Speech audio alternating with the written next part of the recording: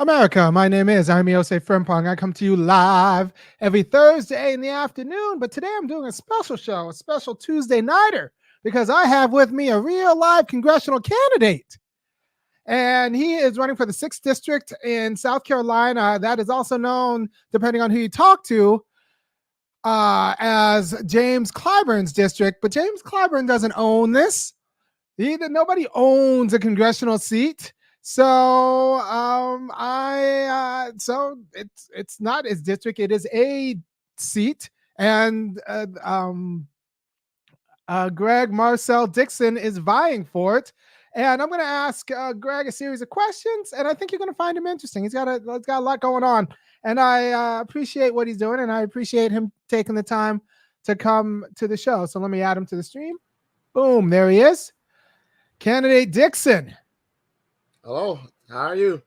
I'm doing well. All right. So I live in America, which means that everybody should be able to vie for every office in this great nation. This is a democracy. So nobody owns a congressional seat. And in a well-ordered world, if there's a challenger, the party should set up a primary challenger. The party should set up debates where the two candidates discuss ideas and take questions and then question each other. And then the citizenry makes an informed choice. So I have complete faith that the Democratic Party in the 6th district of South Carolina is being eager to organize debates for you and Representative Clyburn so that the citizens have a chance to hear both sides, right? So are people eager for you to debate, Congressperson Clyburn? My campaign manager always called the South Carolina Democratic Party 2 days ago, and they said that they do not set up debates between congressional candidates. Would you They believe? said to him that is not something they do. I don't know if they meant to say that's something they have not done, because it's been so long since Congressman Clyburn has had a challenger, but they said to him that's not something they do, and they're not going to do it. They're really trying to protect this man because they know I'm going to make him have to actually defend his awful record, which is indeed indefensible. Right. It's not their job to try to protect their man. It's their job to promote democracy. And that's two different things. Like, even if someone agrees with Clyburn and doesn't agree with you, they have a responsibility to provide you the quality of platform where you guys can actually get into each other, right? Like, they don't seem to think so. The South Carolina Democratic Party doesn't seem to think so. They don't work for him. They work for us.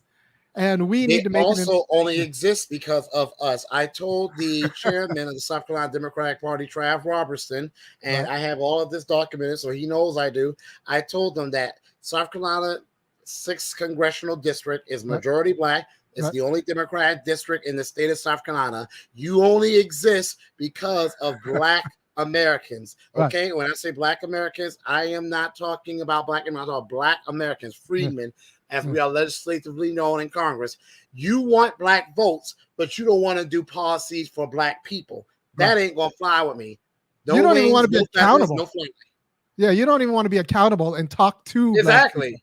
Like, that's a problem. So have you emailed or contacted Congressman Clyburn's campaign and respectfully asked to schedule a debate? My team is currently making outreaches to several candidates, and I'm sure he will be one of them.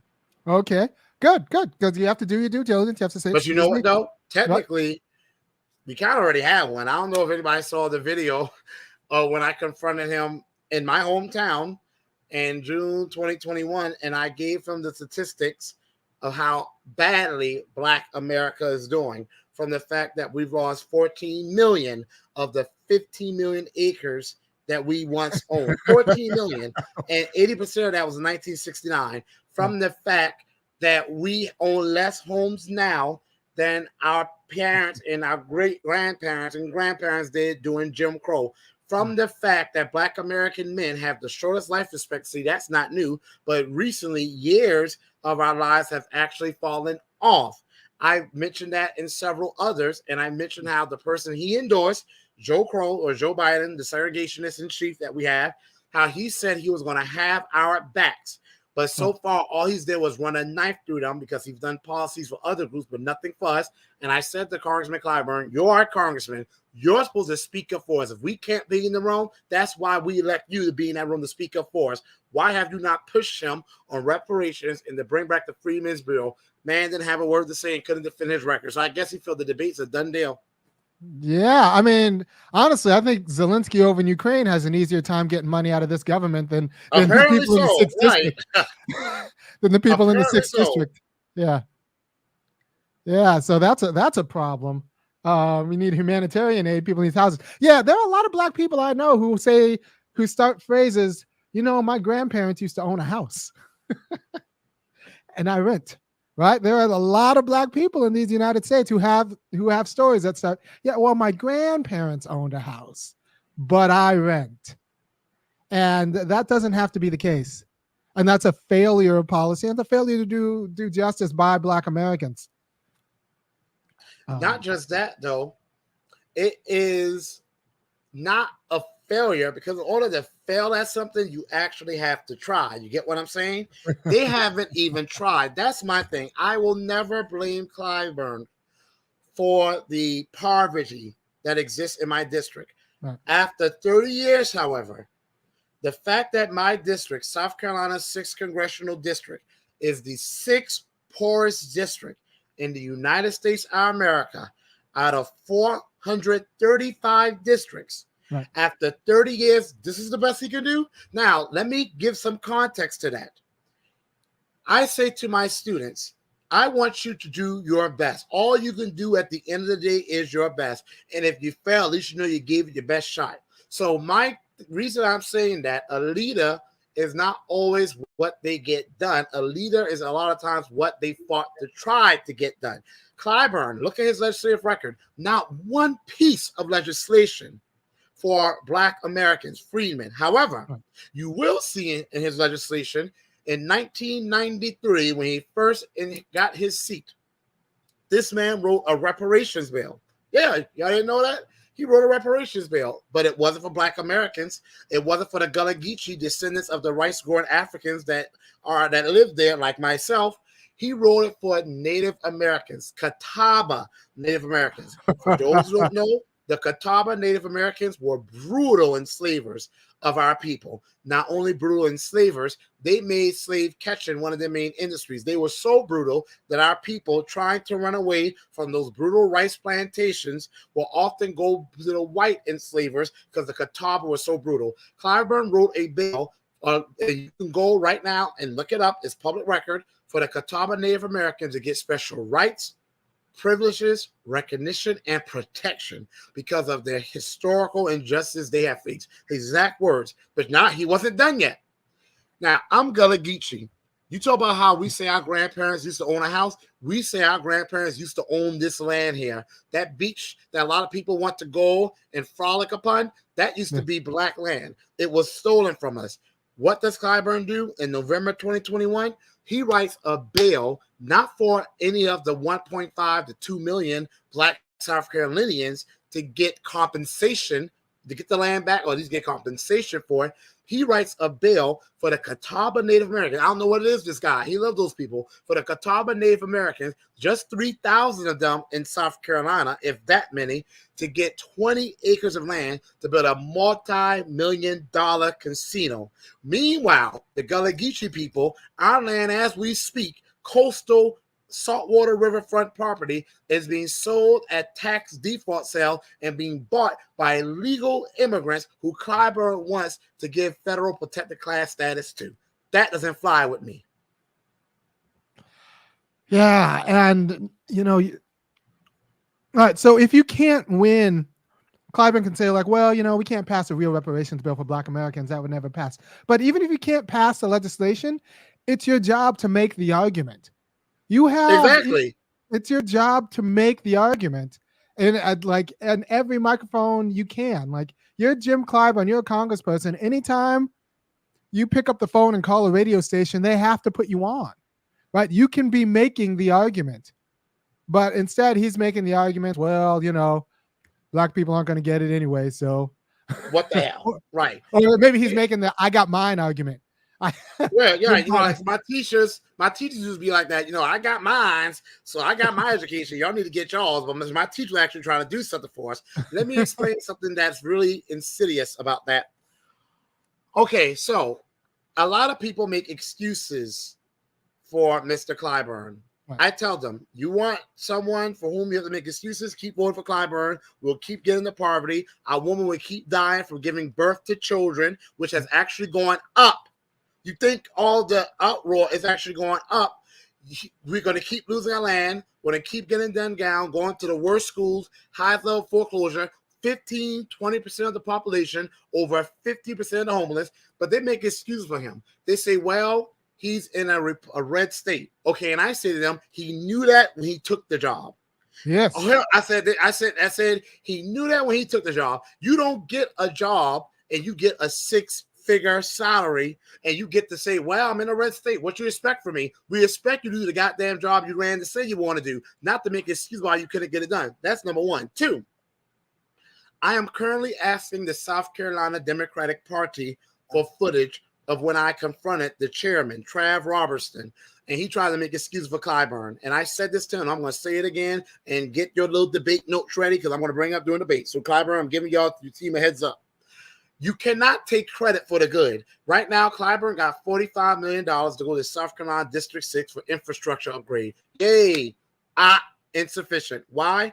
Because America's infrastructure report card rated South Carolina's infrastructure as a D, which means poor, and said that it would need at least $67 billion a year to stay up the par. One-time infusion of $45 billion ain't cutting it. But the point I'm trying to make is that he wants to take credit for the good, but then when you bring up the bad, that's the Republicans' fault. It don't work that way. It don't work that way. You can't take credit for the good, but then say the bad, absolve yourself of responsibility. You can't have it both ways. If you take credit for the good, you gotta take credit for the bad. If you can't take credit for the bad, then you can't take credit for the good. Luckily for Clyburn, ain't much good for him to brag about. So why are we protecting this man? Well, we are not. What's happening? There's a small group of Clyburn loyalists, mainly older voters, who come out and faithfully vote for him. They don't examine his policies. They don't demand he things do for us. And anything he can't do for us, they make excuses for him. Oh, the Republicans, for example, during the Obama era, and I said to them, he could have done a reparations bill then. Reparations has been done in America. If anybody say it's not going to happen, they've done it for several Native American nation states and tribes. They've done it for Japanese Americans. We've even done it for Jews who my great-grandfather, who is in New York City, still living, moved from South Carolina, New York City, helped save during World War II. We had nothing to do with the Holocaust other than stopping it. Okay? But they say they couldn't do it because they wouldn't have the votes.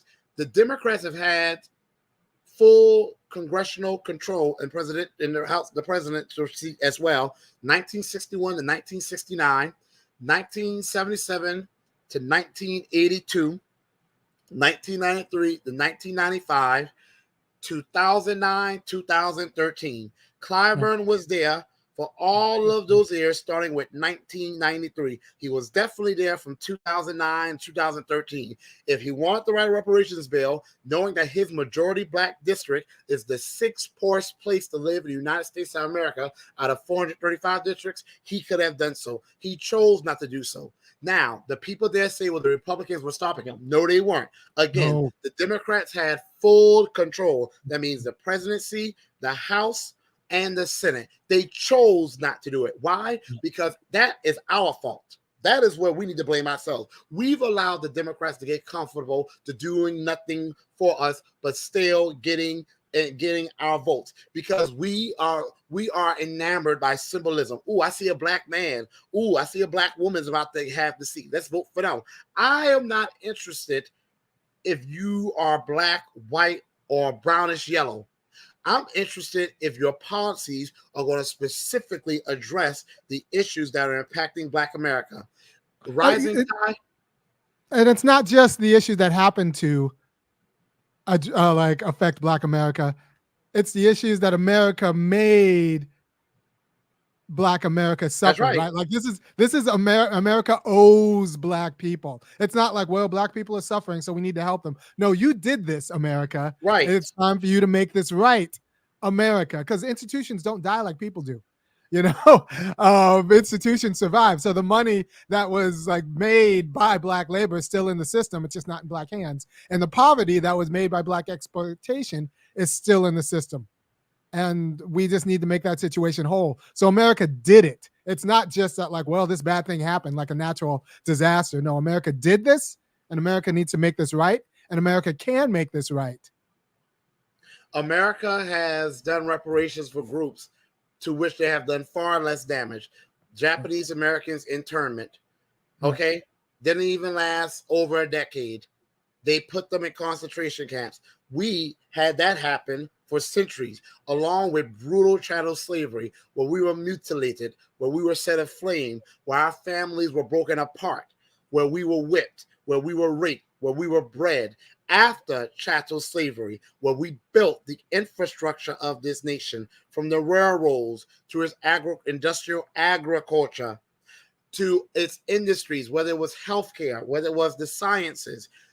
After slavery, we continue to face government sanction, because that is from where reparations are going to come. The federal government that can't afford it can never run out of money, and that is simply an illusion that we like to say to scare this country uses to scare people from doing things for which they can finance. We went through Jim Crow, redlining, the FHA, which put railroad tracks, highways through prosperous Black neighborhoods. We built Black Wall Streets without a penny in our pocket, being illiterate. And we did that while going through state-sanctioned terrorism every single day. We pulled ourselves out of the deep hole that the American government dug for us by our bootless straps. And every time we did that, they came and put us down further in that hole. Now, I said, I've known people who have had one business and they've put everything into that business, and the business crash, they go into financial ruin and they never recover. We built entire streets that, had they been allowed to continue and prosper, would have made New York City look like a no-name ghost town. We built not just one, but over 50 of them, and they were burnt to the ground. If one person could put all their life savings to a business and it crashes and they never recover, like what happened during the Great Recession, how do you expect a person, a people who have done that again and again and again and again and again, to have it destroyed by means of the worst violence, and then have laws in place to prevent them from getting access to resources that they should have been first in line for to recover? So you're absolutely right. I was raised that you fix what you have broken. And this country is one that likes to espouse how they are the moral beacon of the world. It's time for us to live up to that image that they like to portray. And the same way they are trying to save these Ukrainians, Europeans in a country over 5,000 miles away, it's time for them to rescue the people whom they've endangered for centuries. And that's Black Americans, and that's by doing reparations. Be very clear right now. There is absolutely no power on this earth that keeps Jim Clyburn from saying what Gregg Marcel Dixon has said. The Republicans don't stop him. There's no gag. He's not muzzled. He could talk like this. And even if you don't get the votes, you start changing opinions and you start getting people to look at history. And since history is on our side, on the side of the just, that would be a first step. There is nothing that stops our Democratic leaders from at least talking like this. This is why I was upset at President Obama, because back when people said, like, well, the Republicans won't let him pass reparations, I said, well, there's nothing stopping him from talking about it. There's nothing stopping him from dedicating an entire State of the Union to the case for Black America. There is nothing about raising the quality of discourse to make the quality of electorate that will eventually pass reparations. So even if you don't have the votes now, you need to be making the case. That's like, you are a congressman with a microphone and that everybody has to listen to. Even if they can outvote you, they can't shut you up. And like that's if you can't push the policy, you clarify the fight. That's right. Let me say something. Yeah. Speaking of Mr. Obama, he came out saying that reparations would have been too unpopular, and that's why he didn't do it. His job is to make it popular. Right. But let me tell you something.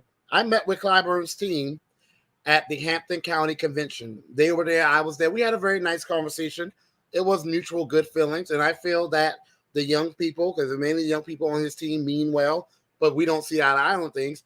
And they asked me, how did Harriet Tubman free slaves? And I knew the answer, because Harriet Tubman, people don't know that she was most active in Maryland, her native state. Outside of Maryland, she spent most of her time right South Carolina, right here in the little country on the coast.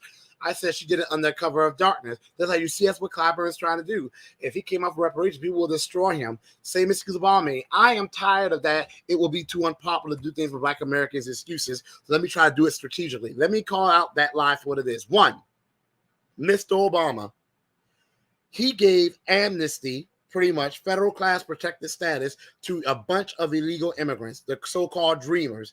How dare him call them the dreamers? Black Americans, freedmen. Black Americans are descendants of American slaves, those who were emancipated at the end of the Civil War. We are the ones who made the American dream possible, and they've been making it an American nightmare for us. But he did that. It was very unpopular with Republicans, Democrats, independents, people alike. He did it, and he stood his ground. Then he legalized gay marriage. That was very unpopular.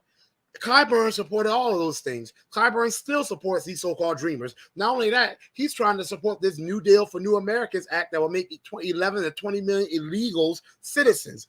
People, they're always willing to do unpopular things as long as it's not Black Americans. Only when it comes to us do they back off and say, oh, if I do it, it won't be popular. We won't have enough votes. They're willing to fight for every single other group, however. And this trans thing that's going on, with trans people being in sports, and they're trying to do things with that at the federal level, that's unpopular, but they're willing to fight for it. It's only when it comes to Black Americans, the group to whom they owe the most, to whom this country has abused and terrorized the most, do they say it's unpopular, I don't want to do it. I want to say to Mr. Obama, you are a coward. You are a coward, and you didn't deserve the space on that wall that my great-grandmother gave you. I understood why, because she was just falling for a black face, and you had a Black American freedman wife, and she put this big calendar of you up on her wall, and she's in the ground right now, died at 101 2015. And for you to come out and say that you weren't willing to fight for that damn woman who was so proud of you, you are a coward. I'll never forgive you. You are disgusting. You are despicable. And everything about you reeks anti-Blackness. No, say it though, because we fight for unpopular things all the time. We fight for unpopular things all of the time. The Democrats do. And the goal of real leaders create their electorates. If it's unpopular now, you get on the mic, you use your mouth. That's right. And you make the argument. Right? I say to people, every person in Congress has two things that are accessible to them. One, the ability to write legislation. Like I said again, I tell my kids, do your best. If you do your best, you don't make it, that's okay, but I know you tried. Clyburn, Black Americans own less homes now than we did during Jim Crow. He can write legislation to address that. He has it. We've lost 14 million of 15 million acres. He can write legislation to address that. He did it. But he did it for the Catawba Native Americans who used to enslave us. Black American men have the shortest lives. He can push for commissions on that. He can write legislation to address us as a lineage group, Black American. You can't just say Black, but he can do it for Black Americans. He hasn't done it. You can write legislation. Every congressman can do that. And even if you don't get it passed, people will say a leader is not just what they get done. A leader is also for what they fight to accomplish. Right. He hasn't even fought to do it. Not just that, though. They have what you've already been mentioning, a platform. He can get and talk about it. He is in front of news cameras all the time. He can always be touting reparations. He can say, hey, the same way he endorsed this Joe Crow guy, this segregationist, he can say, hey, Joe, my people got you in office. You said you have their back. My people need repair. You and I heard that this segregation, I really hate this guy, by the way, this so-called president. Y'all have no idea how much I hate this guy. Anyway, I heard this so-called segregationist said that he would consider reparations if it included Native Americans. First of all, who the hell do you think you are? Somebody you will consider something, first of all. But second of all, how dare you come with us that double standard? Clyburn just wrote a whole damn reparations bill for Native Americans. They didn't include us, even though Black Americans have had the most land stolen from them since the founding of this country. First of all. Second of all, I want to say, if I come in my home and I break, a vase, or I break a mug, I'm not going to go throughout my entire pantry and start fixing all the mugs. No, that's from hell. I'm only going to repair the one that I broke. I'm not going to tell my mother to do it. She didn't do it. I'm not going to tell my sister to do it. She didn't do it. I broke that vase. I have the responsibility to repair that vase and that mug. Likewise, America, you did all this stuff to Black Americans, and you don't get to tell us that, all those people who were slaves were dead. First of all, it's not just about slavery. It's about all the things that have happened thereafter and are still happening now. You ain't broke the damn mug in the first place. It's not just about slavery. But even if it was just about slavery, that argument still is not a valid one. You don't get to tell me that because you didn't pay my great-great-great-great-great-great-great-grandmother the money that you owed her, I need to forget about it. That's your fault. You did wrong. You should have paid it when you had the money. So it's not my fault that you didn't pay the debt when it first occurred. You don't get to tell me forget about it because you did something wrong. I get to tell you that you still owe it to me, and now interest has accrued, and that's exactly what has happened. That's exactly what has happened. The poverty, the generational wealth is still in the system, and the generational poverty is still in the system. And until we are made whole, this isn't going to happen by magic. And Clyburn could use his platform, like you said, to say all these things because he's a congressman. When he speaks, people are going to take heed. If he can do a news conference. He can get it from the press. He has assets that I do not have. I don't have any protection. He has a whole damn Secret Service protection, and he does, because I've been to his town halls, and I was like, how come they're not frisking people or checking people? And someone said, look at them. And they were doing it via a laser, scanning people. He has protection. I don't have none of that. How come? Why is it when it's always Black Americans that have to come out and save America, but America never shows up to save us? We've been saving America. If it wasn't for us, there would be no America, first of all. And if it wasn't for us, there would be no America a second time. Because Abraham Lincoln said, if it wasn't for the Negro, the Union would have lost the Civil War. How many times are we going to save America? We built the infrastructure of America. We generate the wealth that made America. Till this day, a lot of the infrastructure, the ports, the railroad tracks were all done by enslaved labor. When is America finally going to show up to save us? When? Clyburn can speak the same language and have a much bigger platform. Why does he not do it? And I asked his team that, and they tell me he does. I said, if no one hears it, it doesn't happen. Exactly. No, you're in his district and you haven't heard him say it. And I pay attention to things and I haven't heard him say it. And that means he's not saying it. He's not saying it. He's not saying it in any way that matters. And nobody's stopping him. This is the thing that drives me nuts. People say like, well, the Republicans will do this. Or like, it doesn't poll well. No, nobody keeps him muzzled. There is one Black district that's safe Black. Safe Black. Exactly. He could say it all and get reelected, probably by a bigger margin the next time, because people will wake up and actually listen to him. But you have to see the ad. You have to, if I had it on video, because they're keeping the footage, you have to hear the sense of indignation that this white guy, Trav Robertson, has when I take them to task about how they failed Black America. He tries to blame on the Republicans. And I say this, that don't work with me. You see, they take advantage of the older Black people here. Not all of them now, but a lot of them they do. The ones who just kind of go along, they see a Black face and they think, it's a Black person. When I was a kid, we didn't have Black leaders, so now we got a Black leader, and Black leaders automatically going to do right for us. You got some Black people here who still thinks like that. Right. This is what they do. They kind of impose their will on them. When I come up in that room, speaking my energy, and I don't back down, you should see the indignation and rage on his face. Which, by the way, I have rage too. If you want to match his rage against mine, let's have at it. I promise you, mine will undo his. My happiest day, I will still have more rage than he. Unlike him, I actually have a damn valid reason for it. But this is why I say to people: if I buy a PlayStation 5, from Target, Right. and I go home and my PlayStation 5 is defective, I'm not going to go and tear up Walmart. No. What I look like, I'm going to go to Target. Right. Likewise, you don't get my votes, Democrats, and you Right. see Black Americans. Here's another statistic. I read about our loss of land, how we own less homes now than we did during Jim Crow. Yes. Wall Street. Here's more. Over 20% of Black families already have a negative net worth. That's not including the ones who are zero. This is ones who have a negative net worth. Before COVID-19 hit, they said by 2053, all of us will have a net worth of zero. COVID-19 came along and wiped out 50% of Black businesses. They said save Ukraine. Where's the push to save Black businesses? Not only that, I already brought up, I believe, how Black women 5 times more likely to die than white women giving childbirth. And that means we have a higher rate, Black women have a higher rate of dying giving birth to a child than women in countries like the Philippines and Mexico. However, since 2020, it has actually increased. Okay? I'm not going to go to the Republicans and say what you're going to do for us. They should want to do right, but they're not the ones getting our vote.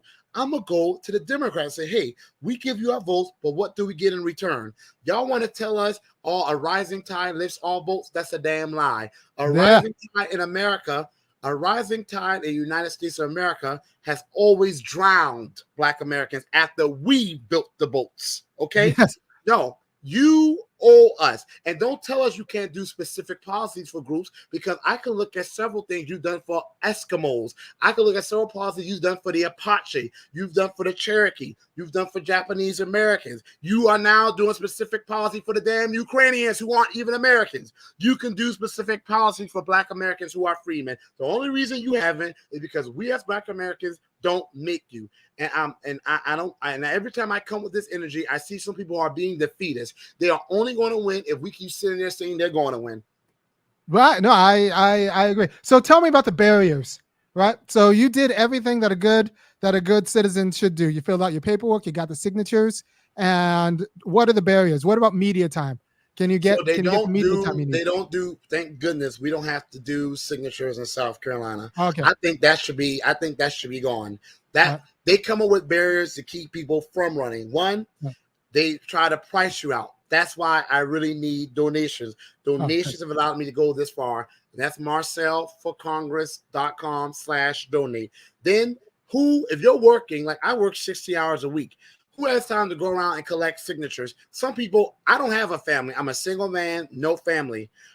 But imagine a man or a woman who wants to run a family of children to feed, a spouse whom they have to support, working full-time. When do they have time to go around and collect signatures? A person who's an incumbent just has to snap their fingers to get a team of aides that can do it for them. They are coming up with ways to keep us out. And to answer your question about barriers I'm facing now, the mainstream media has blacklisted me. We know that. Now, some people are starting to break that wall of silence. One reporter, she finally said my name. That's an accomplishment. They're finally starting to say my name a little. But outside of that, I'm blacklisted by the mainstream media because they don't want people to hear that Black Americans are not supporting all of these talking points that they're trying to make other Black Americans who are controlled by what the media shows them believe. No, we do not support illegal immigrants, nor a whole lot of legal immigrants flooding our neighborhoods, because the data shows that even Republicans, Democrats, liberal, conservative, both have shown that immigration, legal and illegal, hurts Black Americans. They disagree to what extent, but all of them have shown, if anybody doesn't believe me, do your research and prove me wrong.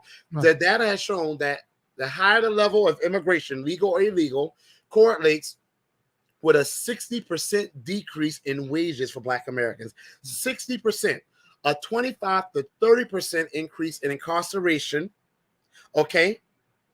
And it also has been shown to have a detrimental effect on the Black marriage rate, because most men, Black or otherwise, but especially Black men, are less likely to marry if they feel they cannot economically provide for a family.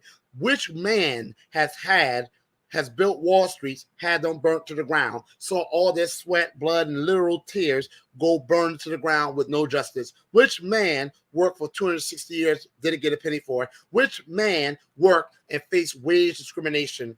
and face race massacres when they will do wage bargaining and start labor unions of their own. That has only happened to the Black American man. Mass incarceration, the importation of drugs, the destruction of Black communities. That's only happened to the Black American man. So it should be no surprise that the Black American man is the least wealthiest of all, and honestly the least likely to marry. That's not even including the influence of mass incarceration and other challenges that we face.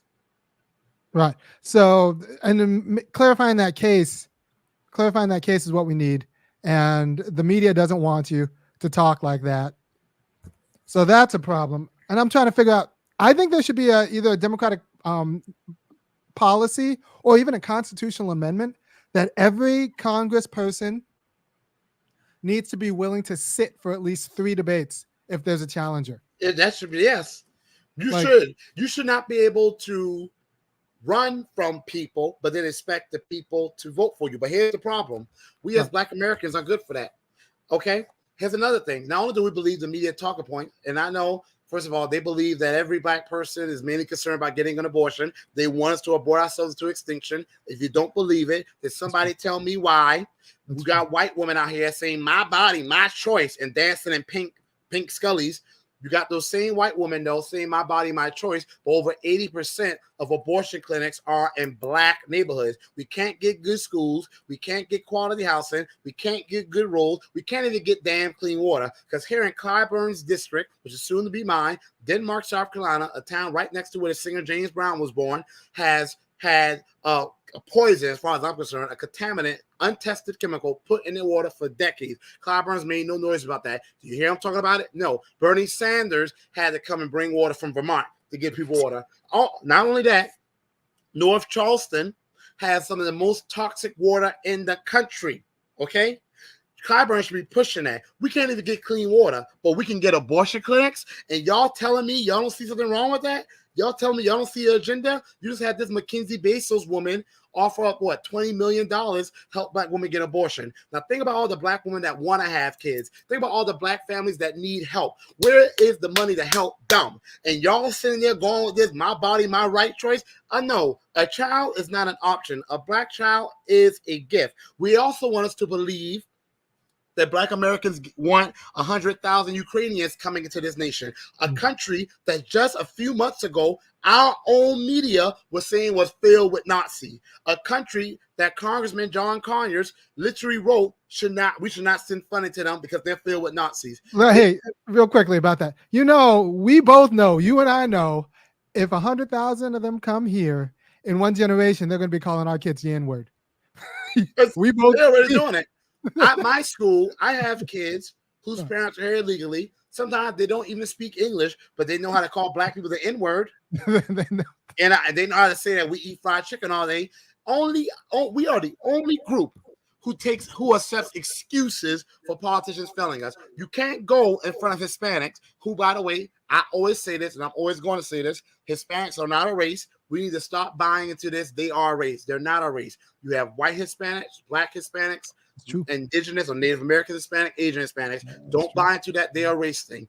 But we all know what color, we all know which race they support. We all know mejorando la raza, which means bettering the race, is an attitude among Hispanics that the lighter and whiter you are, the better you are, the more acceptable you are. So you think they're going to be allies, you got another thing coming. But talking about them, do you ever see any of their politicians go to them wearing a big sombrero and saying, Viva la raza! And they go and vote for that person? Nope. They come to them with policies.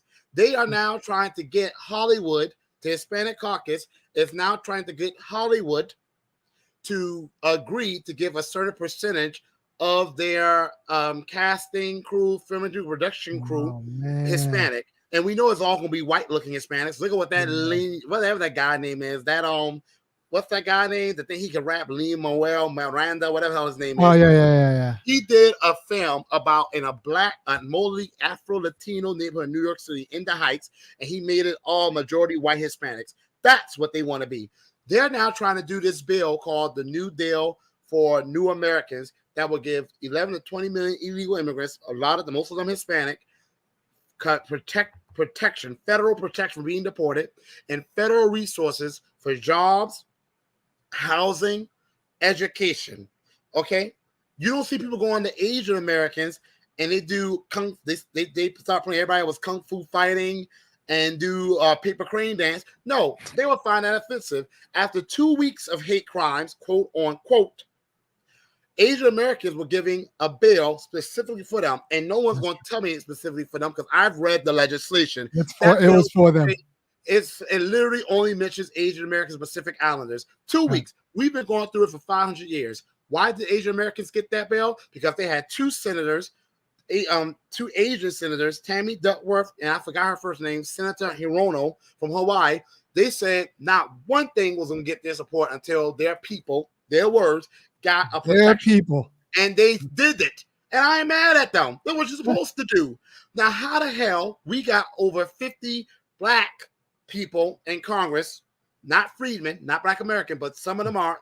Right. And we had more protection in the 1800s because after the Civil War, we had the military protecting us in former slave-holding states. We had the Freedmen's Bureau, a whole department of the government to make sure we were well-fed, had land, had housing, getting paid well, had jobs, medical, health care. How did we get more protection in the 1800s with almost no black representation than we do now in 2022 with over 50 black people in Congress?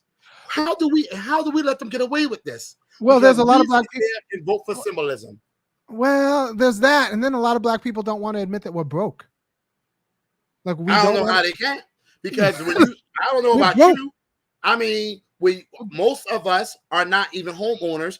The black home ownership rate is 41%. For white Americans, 75%. For Asians, it's like 70-something too. Hispanics is up in the mid-60s. We are at 41 and dropping. Okay. Not only that, black Americans are the least likely to own a vehicle. The least likely to own a vehicle out of all racial ethnic groups. So when TLC talk about on the passenger side of your best friend's ride, well, that's because we didn't get reparations, dummies. The person wouldn't be in the passenger side of the best friend's ride if we had got reparations. Okay, we are almost a landless people.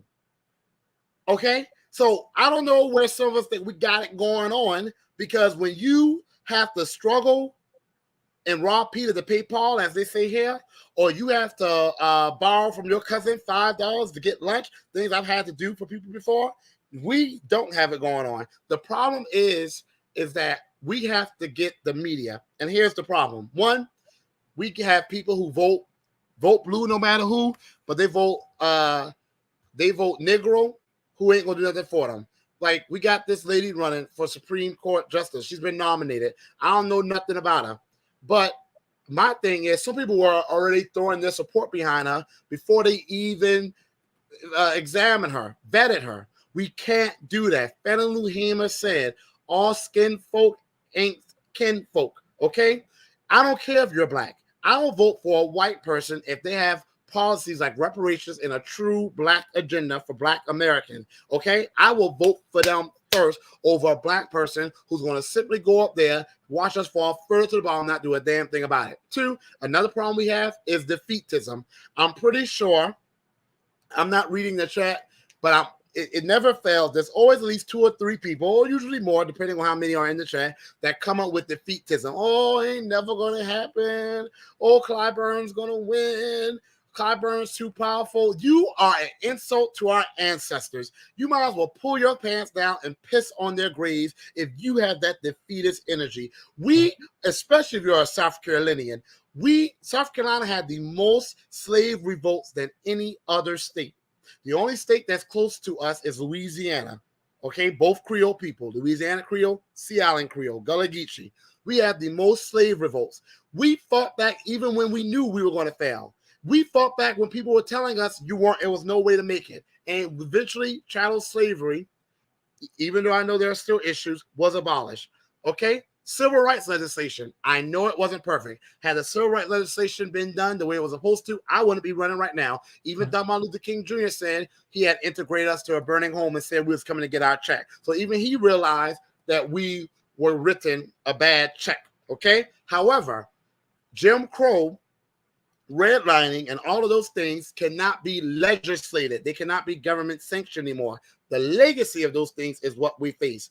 If you are sitting in that chat or anywhere else saying it ain't never going to happen, you are a coward and you are insulting our ancestors. You might as well dig their corpse up and piss on it, because that's how disrespectful it is to say that. We have never been a people who have backed down. We have never been a people who try to work within the system. No, we have always been a people who have stood up to make a system work for us. Right.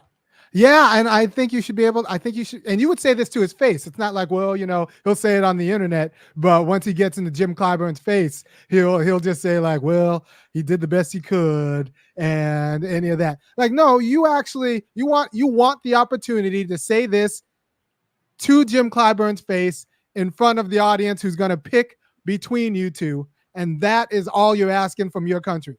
Just the opportunity to face him in a fair race and try to win these votes.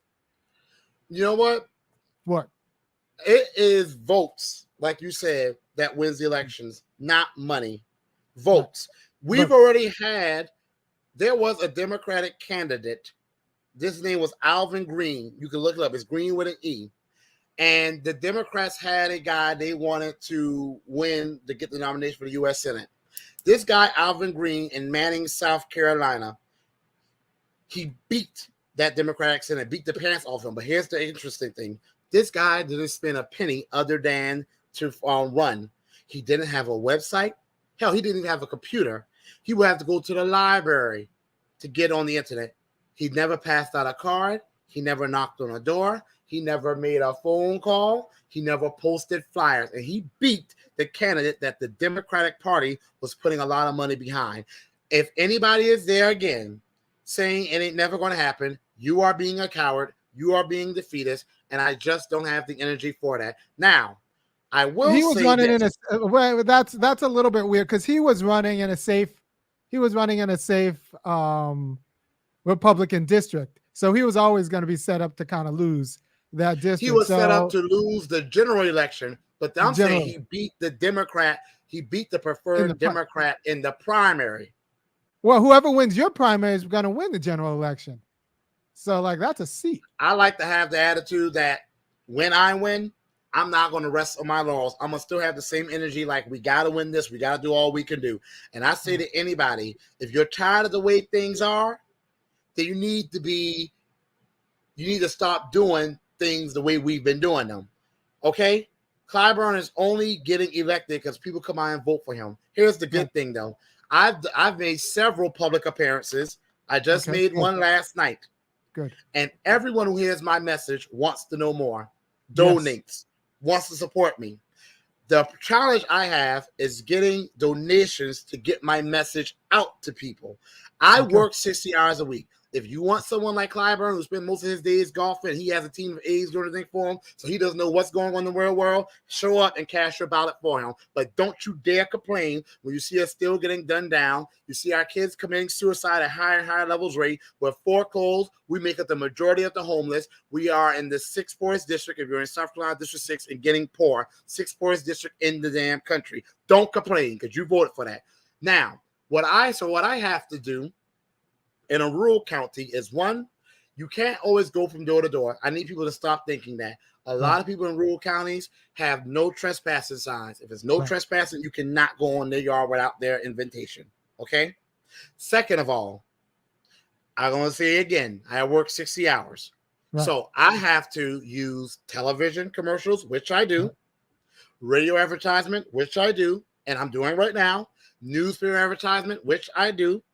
I use mass text, which I do. I have to rent venues and host events to have people come to me, which I do.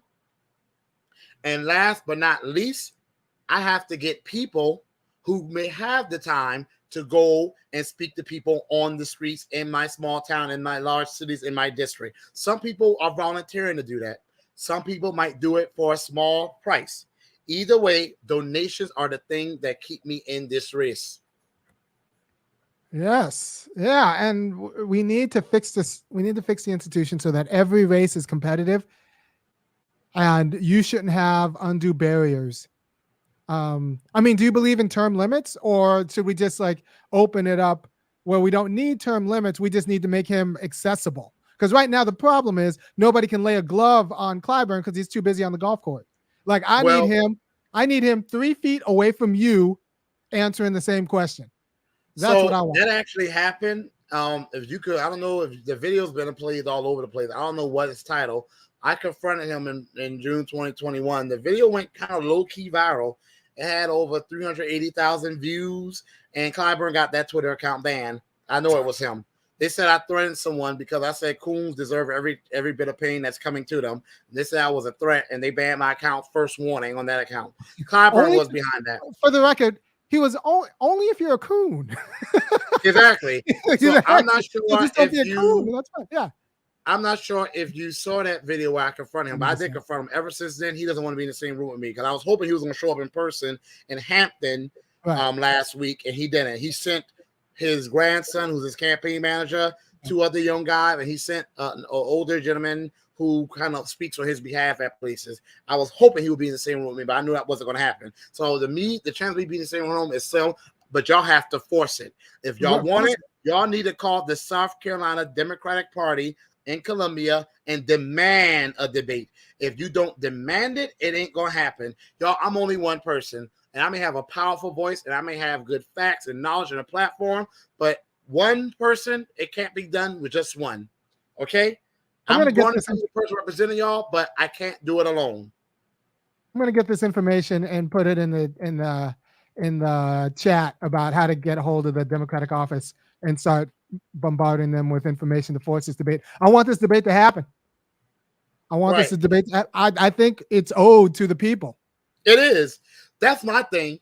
If I fall flat on my face, fine. But the people of South Carolina deserve, let me emphasize this, a fair, because Clyburn has connections, and don't think they'll try to give me the hardball questions, but I don't see nothing for me as hardball because I answer anything. I talk about everything from my sex life to my platform. So if people want to act crazy if they want, you ask me a crazy question, I'm crazy enough to give you the answer. However, the people of South Carolina deserve to hear us present our platforms and to have Clyburn defend his record. This man's been representing our district for 30 years, y'all. And we are the 6th poorest out of 435. Look, let me give you some context. I'm a teacher, and I teach in the county where I was raised. It's the lowest performing this county educationally in South Carolina, which is one of the lowest performing states educationally. But check this out. Still, I get kids that come to me with all kinds of issues. I get kids in 5th grade reading on a 2nd grade, 1st grade level, kids in 8th grade reading on a 4th grade level, kids with behavioral issues, emotional issues, social issues, kids with anxiety, you name it. And I get kids, I've had classes of 32 in my classroom. And I don't pull no punches as a teacher. And I make no apologies for being the type of teacher I am. I'm on my kids because I love them, I care about them, I make no apologies. Now, I only get 7 to 8 months to get my kids who come to me behind grade level, not just on grade level, but I'm expected to get them above grade level with just little old me having them for only a few hours out the day, dealing with all the other issues that come about. Imagine if I had 30 years to teach them and they still couldn't read. Would you put your kid in my class? If I've had your child for 30 years to teach them how to read and they still could not read? No. So how is it that Clyburn's had 30 years to get his dishes together, or at least to try? He's done neither one, and we want to say give him 2 more years. There's no need for that. And like I said, if you can't get your policy passed, you need to be clarifying the fight. But I feel like people are more. I worry that people are more confused now because of Clyburn than they were before. They might be more confused because of Clyburn. Well, I think what's starting to happen, my approach is I don't ever show up and tell people vote for me. Never. That's the most offensive thing I can do. That to me gives an attitude of snobbery. Like, I know what's best for you. You don't know what's best for you. I know what's best for you. What I've been doing is I've been educating people. I've been educating people on these are the issues we're facing. This is what Clyburn could have done. You write legislation to address it.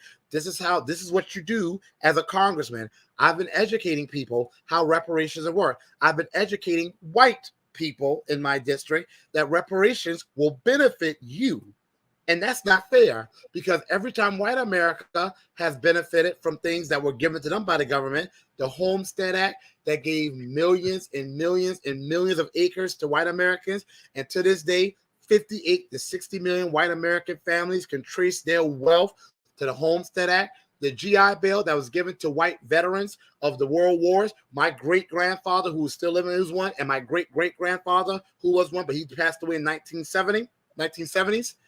That gave white Americans pretty much health care, pension, homes, businesses, free college education. It made them into the doctors and the physicists and the lawyers and all of these things they have. They like to tell us they pulled themselves up by their bootstraps and did on their own. No, the government incentivized those things. Social Security, labor unions, all of those things gave white Americans the wealth they had.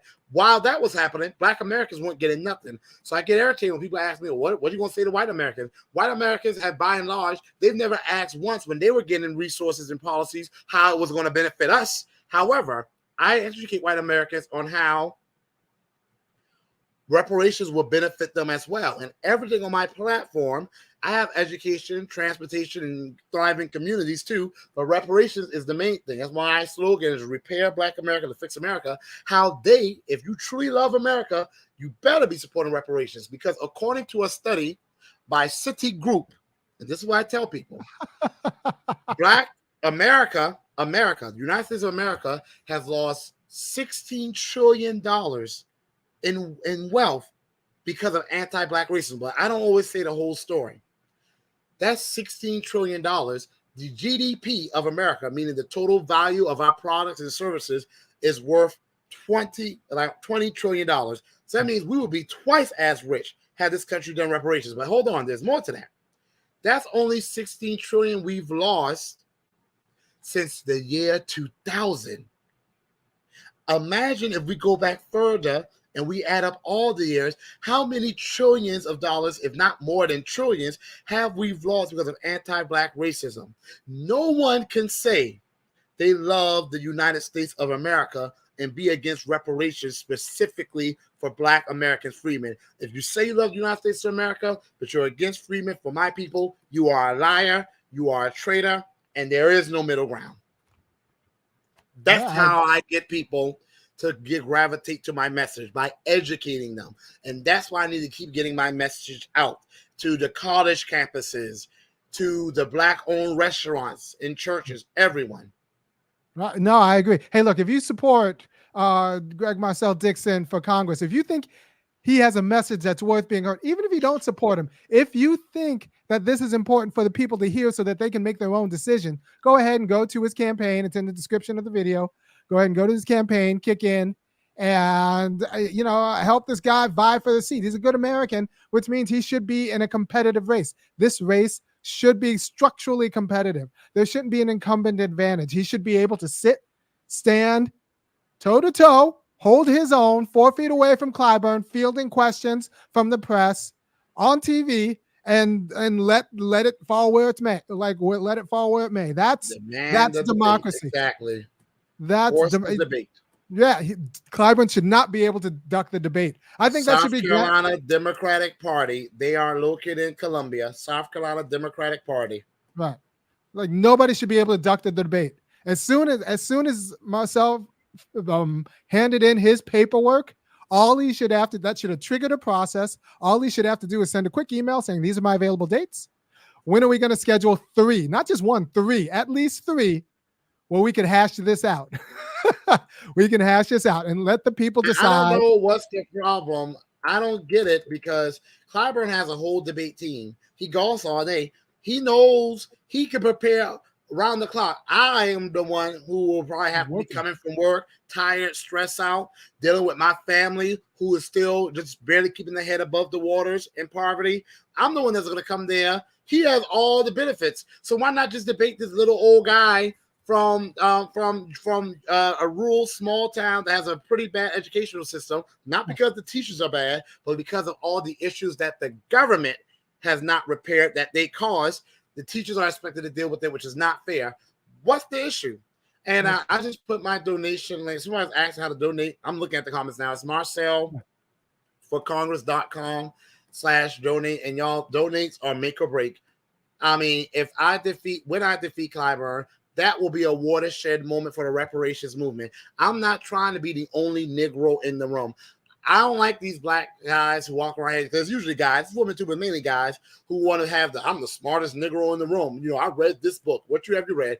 If you're the smartest Negro in the room, but you're not using your intelligence to encourage your people, to help your people, to build unity around reparations so we can get it for our people, then you're the most useless Negro in the room. I agree. Nah. Thank you, Marcel. All right, so what we can do for him, if we appreciate this message being sent out, I put the link in the chat. Go donate, kick down. That'll pay for television commercials. That'll pay for pressure to get a real debate. That'll pay for a message. Also, meet and greets. Also, I put the information for the South Carolina Democratic Party in the chat, and I'll do it again right now. Go ahead and give him a call. Give him a call. Give him a call today. Give him a call. Go ahead and give him a call tomorrow. Go ahead and give him a call the next day. Give him a call every day and send him an email demanding a debate. You want Dixon and Clyburn on the stage fielding questions about your interests, because that's how a democratic process is going to work. Even if you don't agree with Dixon, if you agree with democracy, if you believe in the process, if you believe in representative government, you need to not have elected this king 30 years ago who refuses to debate, who ducks debate. A grown man is scared of talk, and he's going to be representing you. That's a problem with democracy. That's what we need to fix. So it should be an automatic process. As soon as Dixon filled in his paperwork, it should just be, when is the debate? And a matter of scheduling, not like whether there's going to be one. But Clyburn doesn't want it, and that's a problem. South Carolina Democratic Party doesn't want it, because the South Carolina Democratic Party wants to control you to legitimize themselves. They don't want a free and fair election. They want to use the illusion of a free and fair election to legitimize their own little gift, their own little grift, their own little scam. So we need to demand a debate, have the papers demand a debate, have everyone demand at least 3 debates where they hash it out, and then let the chips fall where they may. And that's all I want out of this democratic, these democratic contests. I want a fair election, and that means Clyburn has to show up, and not in a place that he designs, show up in a fair place where Dixon has just as much power in the room as he does, and then let him hash it out. That's all we're asking. And if that's too much, you're a crook. If that's too much, if that doesn't sound like that's appropriate, or you're scared of protecting Clyburn, or he's old, or he might stroke out, well, then he's not fit for the job. They want black votes, but they don't want to do black policies. The only time they want to mention black people is when they're talking about lies, like black on black crime and the black out of wedlock rate. They have no problem saying the word black then. But the moment you start talking about specifying black people in policies, suddenly there's an issue. I see somebody ask if I have a Cash App. I do, but Cash App is like a nightmare for my treasurer. So I would prefer people just use the link, but the link makes it very easy. They have it set up almost like they have it set up, but you don't have to register for anything like that. I see you saying Tavis Smiley. I'll tell my communications director to reach out to him. We've reached out to people like Boyce Watkins and stuff like that, but they don't respond. Y'all be surprised at how some people. Hey, well, look, you guys go ahead and DM Boyce. Tell anyone that you want to see more Gregg Marcel Dixon. That's what it takes, right? So you launch a campaign, you get the people you want to see Dixon on, and you tell them that have this brother on. Everyone can be on Zoom. Anyone can be on Zoom. So I'm gonna email some of my people to see if I can get you some more exposure, because I think people need the exposure. People need to know, and this race needs to be competitive. That's what And if it democracy wasn't for the means. new black media, I wouldn't be here. It's only been the new black media that's been keeping me afloat. It's only been the new black media. And Yvette Carnell have me blocked on social media, Franklin. So I doubt that's gonna happen. But she does know about my campaign. You know, people have a right to choose whether they support or not. But I'm running on a reparations campaign. I tell people I'm that ugly old beat up car, okay, that you may not like, but I'm gonna get you to where you want to go. That's me. I'm trying to get the reparations. I may not be the prettiest thing out there, but I'm gonna get y'all the way you need to go. Now, a nicer, shinier car comes along. Let's get them in there too. But we all need to be heading towards reparations. So I'm on a reparations platform. I don't have time to be begging people to support me. I just let people know my case, and I ask for y'all support. I'm not entitled to y'all support, but I do look at people sideways when they don't support, and yet they're suing reparations every second. Right. Well, if you're around enough black people, you know that's the only way we're getting made whole. Like there is no other way around this. There is stuff that can like pain relief, you know, where you don't actually treat the disease. You just kind of go through a few symptoms. There's some My other mother always policies said that. My mother always said that. My mother always said that you don't treat the symptom, treat the disease. And a lot of times we want to treat the symptom, not the disease. And that's why I'm addressing the source of the issues in the black community, black American community, not black immigrant, black American. And that was government sanctioned anti-blackness. Right. And it was done by the government. And it can be made whole by the government. Don't let anyone tell you anything different. And if you're not talking about reparations, they have the money to do it. They cannot run out of money. It will not see economic collapse. All of those things are lies, and I've explained it already. Yeah, well, I mean, we're giving money. It was easier to get money to the Ukrainians than Trillions it was already. Than it is to clean up the pipes in your district and the pipes in Flint, because everybody's drinking water. Like it's not just Flint. Everywhere there's a congregation of black people, check the water because there might be too much lead in it. Is what I'm saying. In Florence, South Carolina, they have to use solar panel filters to get clean water. That's how black people are living. Meanwhile, they're bringing 100 Ukrainians, some who would probably more than likely be Nazis. And yes, I said it. And yes, I'm standing on that. I ain't apologizing for it.